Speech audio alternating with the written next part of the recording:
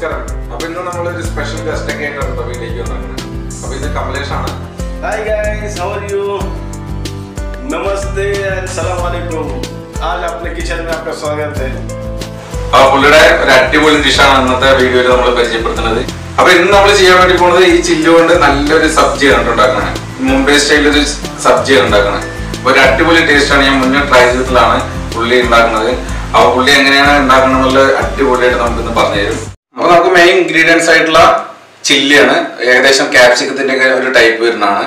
അപ്പോൾ നമ്മളത് ഏകദേശം ഒരു 1/2 കിലോ എടുത്തിട്ടുണ്ട് കേട്ടോ. അപ്പോൾ ഇത് നമ്മൾ കട്ട് ചെയ്തിട്ടാണ് ഉണ്ടാക്കുന്നത്. ഇല്ലെങ്കിൽ നമുക്ക് ചെറിയ സൈസ് ആണെന്നുണ്ടെങ്കിൽ ചെറിയ സൈസ് വേണമെങ്കിൽ എടുക്കാം. എനിക്കപ്പോൾ ഒരു മീഡിയം സൈസ് കിട്ടി, അതാണ് ഞാൻ മീഡിയം എടുത്ത്. അതുകൊണ്ട് ഞാൻ കട്ട് ചെയ്തിട്ടാണ് ഉണ്ടാക്കുന്നത്. അപ്പോൾ അതിനാവശ്യമായിട്ടുള്ള 2 ഉള്ളി, അതേപോലെ 2 തക്കാളി ഉണ്ട്, ആവശ്യത്തിന് മല്ലിയില. അതിനുശേഷം നമുക്ക് ഇതിൻ്റെ മെയിനായിട്ട് പീനട്ട് കൂടി വേണം നമുക്ക് ഇതിന് വേണ്ടിയിട്ട്. ഇഞ്ചി വെളുത്തുള്ളി പേസ്റ്റ്, അതേപോലെ അല്പം തൈര് വേണം. പിന്നെ നമുക്ക് മസാലയായിട്ട് മഞ്ഞൾപ്പൊടി, മുളക് പൊടി, കുറച്ച് ബേസൻ്റെ ഫ്ലോർ ആണ് കേട്ടോ, കടലമാവ്, അതേപോലെ മല്ലിപ്പൊടി, അല്പം ഗരം മസാല, ആവശ്യത്തിന് സാൾട്ട്, പിന്നെ നമുക്ക് ഓയിലും. ഇത്രയും സാധനങ്ങൾ വെച്ചിട്ട് നമുക്ക് എങ്ങനെയാണ് കറി തയ്യാറാക്കണം എന്നുള്ളത് നോക്കാം.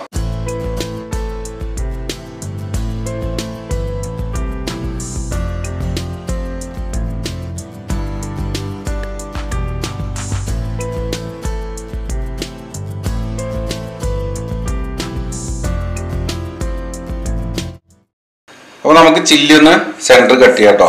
വലിയ ചില്ലി ആയതുകൊണ്ടാണ് ഞാൻ സെൻറ്റർ ഒന്ന് കട്ട് ചെയ്യണത്. എന്നിട്ട് ഇതിൻ്റെ ഉള്ളിലുള്ള സീഡ് നമുക്ക് എത്രത്തോളം എടുക്കാൻ പറ്റുമോ അത്രത്തോളം ഒന്ന് എടുക്കാം. അതിനുശേഷം ജസ്റ്റ് ഒന്ന് ഇങ്ങനെ ഒന്ന് കട്ട് ചെയ്യുക. നമുക്ക് മസാലയൊക്കെ അകത്ത് പോകാൻ വേണ്ടിയിട്ടാണ് കുക്ക് ചെയ്യുന്ന സമയത്ത്. ഇതേപോലെ നമുക്ക് എല്ലാ ചില്ലിയും കട്ട് ചെയ്തെടുക്കാം.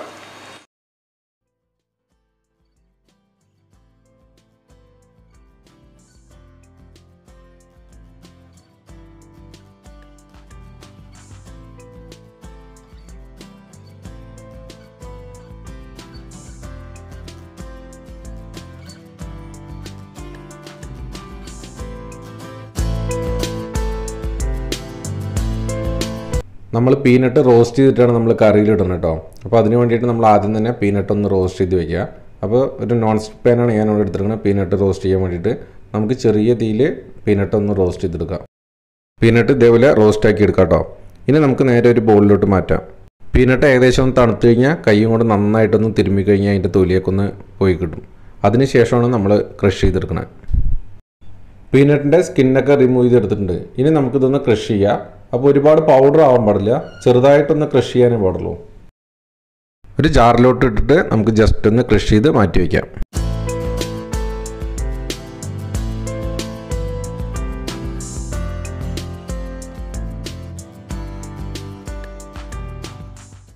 ഇനി എങ്ങനെയാണ് സബ്ജി തയ്യാറാക്കണം എന്നുള്ളത് നോക്കാം. അതിന് വേണ്ടിയിട്ട് ഞാനിവിടെ ഒരു ഉരുളിയാണ് എടുത്തിരിക്കുന്നത്.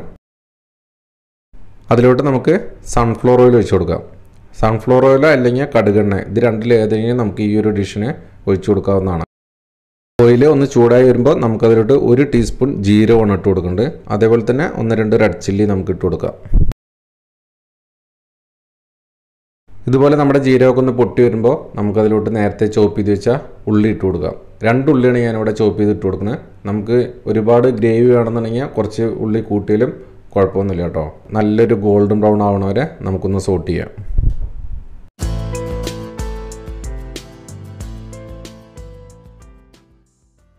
അപ്പോൾ നമ്മുടെ ഉള്ളി നന്നായിട്ട് ഗോൾഡൻ ബ്രൗൺ ആയിട്ടുണ്ട് കേട്ടോ. ഈ ഒരു സമയത്ത് നമുക്ക് അതിലോട്ട് ഇഞ്ചി വെളുത്തുള്ളി പേസ്റ്റ് കൂടി ആഡ് ചെയ്യാം. ഒരു 2 table spoon ginger garlic paste add ചെയ്തിട്ടുണ്ട്. ഒരു 2 സെക്കൻഡ് നമുക്കൊന്ന് സോട്ട് ചെയ്യുക, അതിൻ്റെ ഒരു റോ ടേസ്റ്റ് ഒന്ന് പോകണ വരെ. ഇഞ്ചി വെളുത്തുള്ളി പേസ്റ്റിൻ്റെയൊക്കെ ഒരു റോ ടേസ്റ്റ് അങ്ങോട്ട് പോയി വരുമ്പോൾ നമുക്കതിലോട്ട് കടലമാവാണ് ഇട്ട് കൊടുക്കേണ്ടത് കേട്ടോ. ബേസൻ ഫ്ലോർ ചെറിയ തീയിൽ ഇട്ടിട്ട് വേണം നമ്മൾ കടലമാവ് ഇട്ട് കൊടുക്കാൻ വേണ്ടിയിട്ട്. 1.5 ടേബിൾ സ്പൂൺ കടലമാവാണ് നമ്മൾ ഇതിലോട്ട് ആഡ് ചെയ്യുന്നത് കേട്ടോ.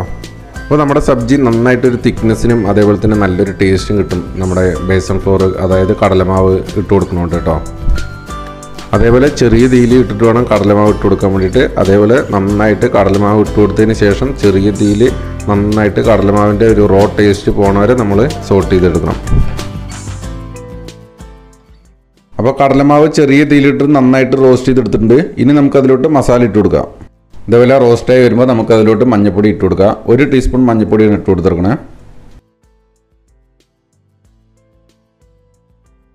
അതിലോട്ട് നമുക്ക് 2 table spoon Kashmiri red chilli ഇട്ട് കൊടുക്കുക. നമുക്ക് എരിവിനനുസരിച്ച് മസാല കൂട്ടും കുറയ്ക്കുകയൊക്കെ ചെയ്യാം കേട്ടോ.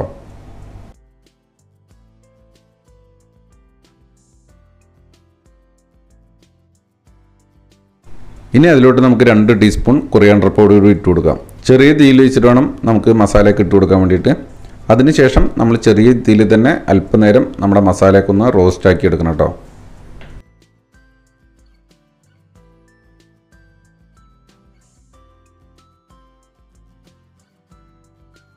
നമ്മുടെ മസാലയൊക്കെ റോസ്റ്റായി വന്നിട്ടുണ്ട്. നമുക്ക് ഈ ഒരു സമയത്ത് 2 തക്കാളി കൂടി ചോപ്പ് ചെയ്തിട്ട് ഇട്ട് കൊടുക്കാം.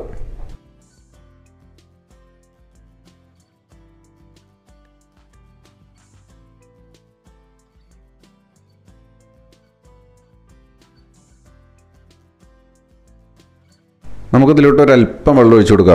മസാലയൊക്കെ ഒരുപാട് കരിയാതിരിക്കാൻ വേണ്ടിയിട്ടാണ് കേട്ടോ.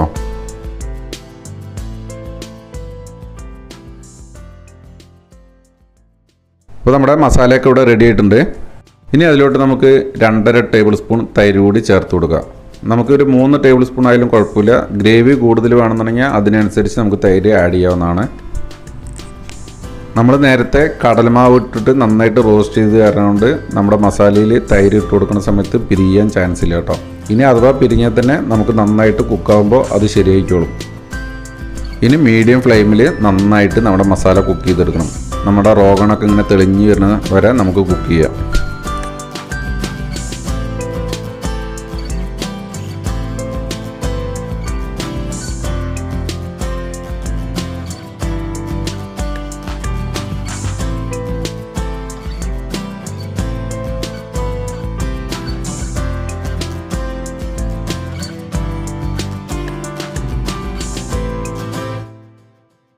അപ്പോൾ നമ്മുടെ മസാലയൊക്കെ നന്നായിട്ട് കുക്കായി വന്നിട്ടുണ്ട്. നമുക്കിതിൽ കാണാൻ കഴിയും സൈഡിലൊക്കെ ഇങ്ങനെ റോഗൺ നന്നായിട്ട് ആ എണ്ണയൊക്കെ തെളിഞ്ഞ് വന്നിട്ടുണ്ട് കണ്ടോ. ഈ ഒരു സമയത്താണ് നമ്മൾ നേരത്തെ കട്ട് ചെയ്ത് ക്ലീൻ ചെയ്ത് വെച്ച ചില്ലി കൂടി നമുക്ക് ഇട്ട് കൊടുക്കേണ്ടത്. ഈ ഒരു ടൈപ്പ് ചില്ലി മേടിക്കുന്ന സമയത്ത് നമ്മളൊരു മീഡിയം ടൈപ്പ് ചില്ലി മേടിക്കണമെങ്കിൽ അതേപോലെ കട്ട് ചെയ്യേണ്ട കാര്യമില്ല. നമുക്ക് സെൻറ്റർ ഒന്ന് കീറിയതിന് ശേഷം അങ്ങനെ ഇട്ട് കൊടുത്തിട്ട് കുക്ക് ചെയ്യാവുന്നതാണ്. അതേപോലെ ചില്ലിയുടെ പകരമായിട്ട് നമുക്ക് ഉരുളക്കിഴങ്ങും അതേപോലെ നോർമൽ ക്യാപ്സിക്കും കൂടി ഇട്ടിട്ട് സെയിം രീതിയിൽ കുക്ക് ചെയ്തെടുത്താലും നല്ലൊരു ടേസ്റ്റാണ് കേട്ടോ. അപ്പോൾ നമ്മുടെ ചില്ലി ഇട്ട് കൊടുത്തതിന് ശേഷം വെള്ളം ഒഴിക്കാതെ തന്നെ നമുക്കൊരു 5 മിനിറ്റ് ആ മസാലയിൽ നമുക്ക് നന്നായിട്ടൊന്ന് കുക്ക് ചെയ്യാം കേട്ടോ.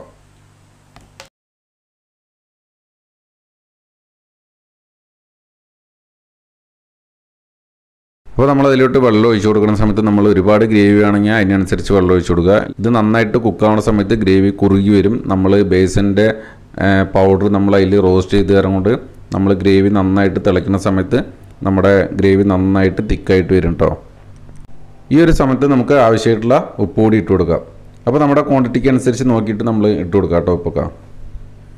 ഇനി നമുക്ക് നന്നായിട്ട് ഒന്ന് മിക്സ് ചെയ്യാം. അതിനുശേഷം നമുക്ക് അടച്ച് വെച്ചിട്ട് ഒരു 5 മിനിറ്റ് കുക്ക് ചെയ്യണം. ചില്ലി വേവാൻ വേണ്ടിയിട്ട് അധികം സമയമൊന്നും എടുക്കുന്നില്ല. ഏകദേശം ഒരു 5 മിനിറ്റ് അടച്ച് വെച്ചിട്ട് നമുക്ക് കുക്ക് ചെയ്യാം.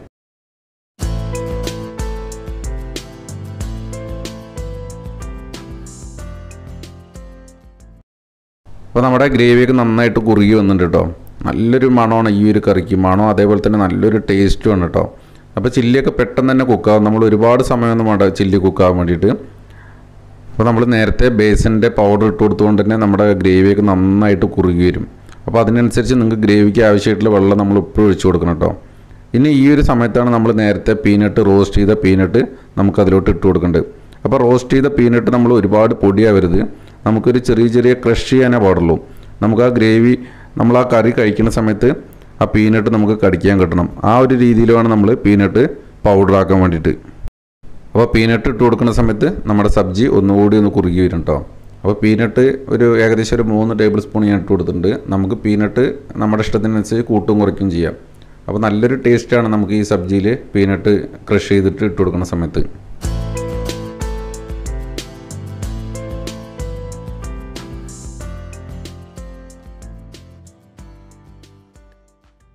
അപ്പോൾ നമ്മുടെ ചില്ലി ഒരുപാട് അങ്ങോട്ട് കുക്ക് ചെയ്തെടുക്കരുത്. ഏകദേശം ഒരു 70 to 80% ചില്ലി കുക്ക് ചെയ്താൽ മതിയാകും. ഒരുപാട് അങ്ങോട്ട് കുക്ക് ചെയ്ത് കഴിഞ്ഞാൽ അതിൻ്റെ ഒരു ടേസ്റ്റ് അങ്ങോട്ട് മാറിപ്പോകും. ഏകദേശം ഒരു 70 to 80% നമുക്ക് ചില്ലി കുക്ക് ചെയ്താൽ മതിയാകും കേട്ടോ. അപ്പോൾ നമ്മൾ ഇട്ട് കൊടുത്ത പീനട്ടൊക്കെ നന്നായിട്ട് കുക്കായി വന്നിട്ടുണ്ട് കേട്ടോ. അപ്പോൾ നമ്മുടെ റോവണൊക്കെ നന്നായിട്ട് തെളിഞ്ഞ് വന്നിട്ടുണ്ട് നമ്മുടെ സബ്ജിയിൽ. അപ്പോൾ നമ്മുടെ സബ്ജി റെഡി ആയിട്ടുണ്ട്. ഇനി നമുക്ക് ഫ്ലെയിം ഓഫ് ചെയ്തതിന് ശേഷം അല്പം മല്ലിയില ചോപ്പ് ചെയ്തുകൂടി ഇട്ട് കൊടുക്കാം. അതിലൂടെ നമുക്ക് ഒരല്പം ഗരം മസാല കൂടി നമുക്ക് ഇട്ട് കൊടുത്തിട്ട് നന്നായിട്ടൊന്ന് മിക്സ് ചെയ്യാം.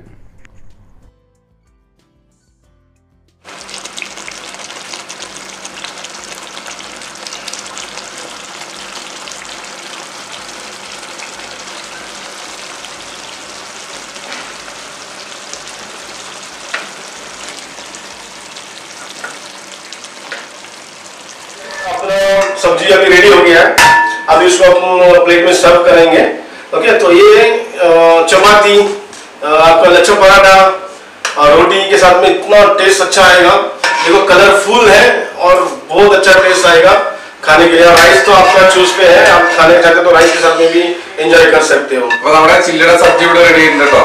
ഒരു അടിപൊളി ടേസ്റ്റ് ആണ്. ആ പീനട്ടിന്റെ റോസ്റ്റ് ചെയ്ത പീനട്ടിന്റെ ഒരു ടേസ്റ്റ് എടുത്തറിയാൻ പറ്റും നമുക്ക് ഈ ഒരു സബ്ജിക്ക്. അപ്പോൾ നിങ്ങൾ എല്ലാവരും ഉണ്ടാക്കി നോക്കുക, ഫീഡ്ബാക്ക് അറിയിക്കുക. അപ്പോൾ ഇനി നമുക്കിത് ഒരു സെർവിംഗ് പ്ലേറ്റിലോട്ട് മാറ്റിയിട്ട് നമുക്ക് സെർവ് ചെയ്യാം. ചപ്പാത്തി, പൊറോട്ട, ലാച്ച പൊറോട്ട ഇതിന്റെ കൂടെയൊക്കെ നല്ലൊരു കോമ്പിനേഷൻ ആണ്. അപ്പോൾ ഒരു അടിപൊളി ഡിഷാണ്. അപ്പോൾ താങ്ക് യു കമലേഷ് ഭായ്. അപ്പൊ ഇനി